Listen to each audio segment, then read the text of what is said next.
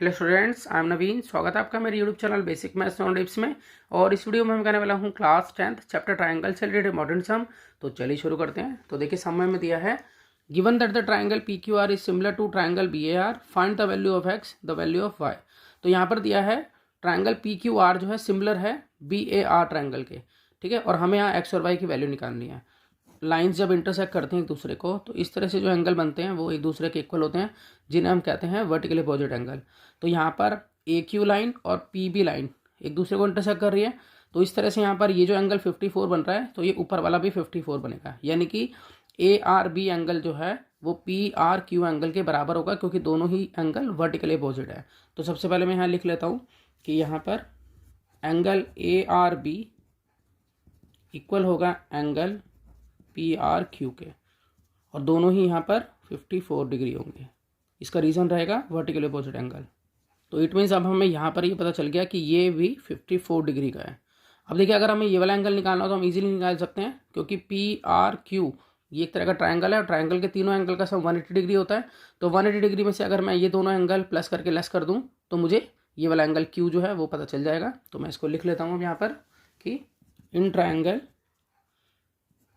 P r Q, तो अगर हमें एंगल पी क्यू आर निकालना है तो हमें क्या करना होगा, 180 डिग्री में से माइनस करना होगा 68 डिग्री प्लस 54 डिग्री को। तो यहाँ पर हम इसको लेस करवा लेते हैं, तो ये आएगा 122 डिग्री।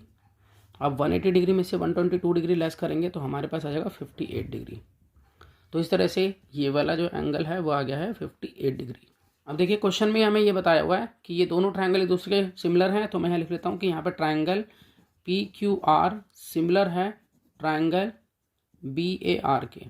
जब ये दोनों ट्रायंगल एक दूसरे के सिमिलर है तो सिंपल सी बात है कि ये जो 58 डिग्री है यहाँ पर एंगल क्यू, तो ये एंगल ए के बराबर रहेगा, ठीक है। तो यहाँ पर मैं लिख सकता हूँ कि यहाँ पर एंगल ए और एंगल क्यू दोनों ही यहाँ 50 डिग्री रहेंगे। इसलिए हम ये कह सकते हैं कि यहाँ पर एक्स जो है वो 58 डिग्री के इक्वल आ गया है। अब यहाँ पर एक्स तो हमारा निकल गया। सबसे पहले हमसे यही पूछा था कि द वैल्यू ऑफ एक्स ये निकालनी थी, एक्स हमने निकाल लिया। अब हम वाई निकालेंगे। तो वाई के लिए हम यहाँ लिख लेते हैं कि ये दोनों ट्रायंगल एक दूसरे के सिमिलर हैं। तो हम यहाँ लिख लेते हैं दोबारा से कि ट्रायंगल पी क्यू आर यहाँ सिमिलर है ट्रायंगल बी ए आर के। तो जब दो ट्रायंगल सिमिलर होते हैं तो उनकी साइड का प्रोपोर्शन भी एक दूसरे के इक्वल होता है, ठीक है। तो हम इनकी साइड का प्रोपोर्शन लिख लेते हैं। तो पी क्यू आर में से देखिए हम यहाँ देखेंगे तो यहाँ पर हम ये लिख सकते हैं कि पी क्यू जो है यहाँ पर देखिए ये पी क्यू जो है वो अपॉन में हम लिख सकते हैं ए बी के, ठीक है। और दूसरी तरफ जो क्यू आर है उसको हम लिख सकते हैं, ये जो क्यू आर है यहाँ पर इसको हम लिख सकते हैं ए आर के। इसको हम यूज़ करेंगे नीचे। तो हम यहाँ लिख लेंगे कि p q upon a b equal होगा क्यू आर अपॉन में ए आर के। अब हम वैल्यूज़ पुट करेंगे देखें यहाँ से। तो सबसे पहले हम यहाँ देखें तो पी क्यू जो है वो 2y है, और ए बी अगर हम देखें तो y+2 है। और दूसरी तरफ अगर हम क्यू आर देखें तो y+3 है, ठीक है। और ए आर देखें तो y है। इसको हम पुट कर लेते हैं यहाँ पर। तो यहाँ पर मैं लिखूँगा पी क्यू की जगह पर मैं लिखूँगा 2y, और ए बी की जगह पर लिखूँगा y+2। इसी तरह से क्यू आर की जगह पर मैं लिखूँगा y+3 जो मैंने फिगर से लिया है ये, और ए आर की जगह पर मैं लिखूँगा y। अब इसको हम सॉल्व करेंगे जिससे हमें y मिलेगा। तो देखिए 2y को y से मल्टीप्लाई करेंगे, यहाँ क्रॉस मल्टीप्लाई कर रहे हैं हम, तो ये हो जाएगा y²।